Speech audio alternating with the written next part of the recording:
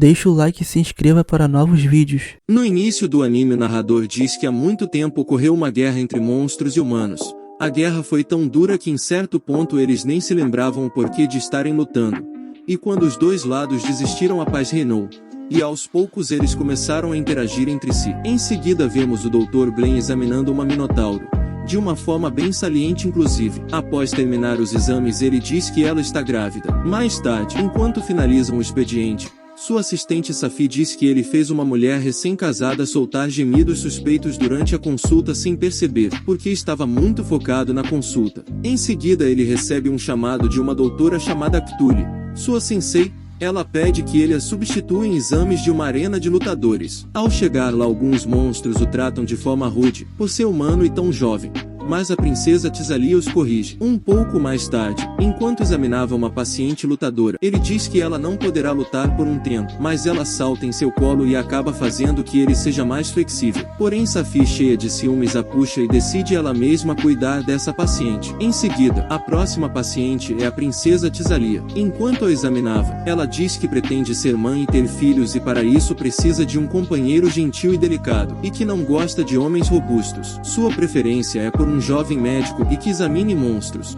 De quem será que ela tá falando, né? Porém Safi, cheia de ciúmes, interfere de novo, medindo a princesa e dizendo que ela engordou muito. Já mais tarde, enquanto eles estavam indo embora, duas assistentes de Tisalia chegam e perguntam como foram os exames dela. Mas o Dr. Glenn diz que ela está perfeitamente bem. Mas mesmo com a notícia, elas não se mostram muito felizes. Já durante a noite, Glenn está preocupado com Tisalia, já que as suas assistentes disseram que ela não ganhou mais nada durante esse mês. Para esquecer os problemas, Safi diz que vai preparar algo alcoólico para eles tomarem. Enquanto ele tomava seu modesto copo, ela já logo descia um pote de uísque de dragão. Já no dia seguinte, enquanto Tisalia treinava, Glenn vai até ela. Ele diz a ela que o problema de ela estar em má fase é por causa dos seus cascos, já que aparentemente eles nunca foram examinados. Já que ela não usa ferraduras como os outros centauros, seus cascos se desgastam muito rápido. Ela se recusa por medo do utensílio, mas suas assistentes seguram ela à fossa. Enquanto ele ajeitava seus cascos,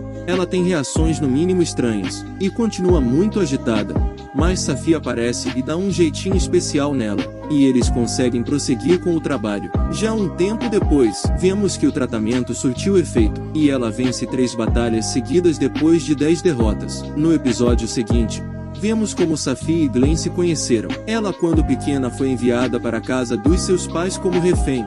A guerra entre monstros e humanos ainda estava em curso. Isso foi feito para que a família de Safi não quebrasse um trato que seu pai e o de Glenn tinham. Porém, anos depois, a guerra chegou ao fim, e não havia mais motivos para ela ser refém. Porém, um tempo depois, ambos entraram na mesma academia de medicina. Em seguida, de volta aos tempos atuais, eles fazem uma viagem de barco para comprar água purificada. Esse lugar fica no Canal Marro, o paraíso para os seres que vivem na água. Após comprar a água purificada, viajam e fazem outras compras. Durante isso descobrem que haverá um show de sereias à noite, mas não poderão ir pois estão carregando muitas coisas. Mas enquanto voltavam, uma menina chama eles de casal e os convidam para passar em sua loja. Safi obviamente fica muito emocionada e não se contém. Essa menina vendia suas canções, mas ao tentar cantar sua voz falha, e Glenn resolve a examinar. Ele examina sua garganta e percebe que está extremamente inflamada de tanto cantar. Ele também percebe que suas guelras não se fecham mesmo estando fora d'água. Ele penetra seus dedos nas guelras de uma forma muito estranha, e ela solta alguns ruídos. Ele descobre que a causa disso é por ela passar muito tempo fora d'água cantando, mas ela diz que só faz isso pois não tem dinheiro, e precisa alimentar sua mãe e irmãos. Enquanto conversavam, eles veem uma pessoa se afogando e sem pensar 2 vezes,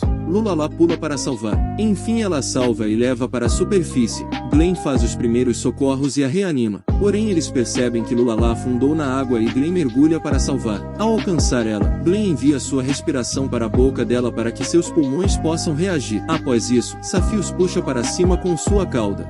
Um bom tempo depois vemos que Lulala conseguiu um trabalho na fonte do canal. Agora pode cantar sem passar muito tempo fora d'água.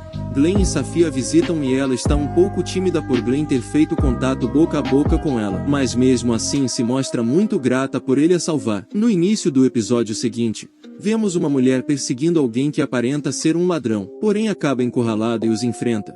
Mas o anime corta para Glenn tratando de uma mulher slime.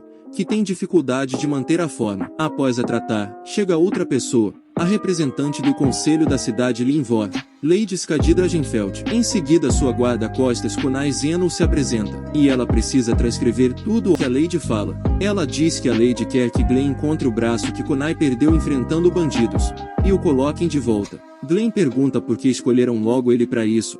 Elas dizem que foram até a doutora Cthulhu, mas ela se negou a resolver a situação, e disse que seu pupilo Glenn poderia fazer isso. Glenn pergunta a Kunai que tipo de monstro ela é. Ela diz que não é um monstro, ela originalmente era um humano. Ela é um golem de carne feito de cadáveres humanos. Ela foi um experimento de um ambicioso médico do leste. Após a Lady ir embora, ela diz que não quer a ajuda de Glenn para procurar o braço e sim apenas a habilidade dele de suturar. Após isso, Glenn diz que o médico que a criou provavelmente tinha muitos problemas psicológicos. Em seguida ele se prepara e diz que também vai sair por aí procurando o braço. Enquanto perseguia um dos ladrões, Kunai é atingida em cheio. Mas novamente voltamos a Glenn. De repente ele ouve um grito e vai até o local.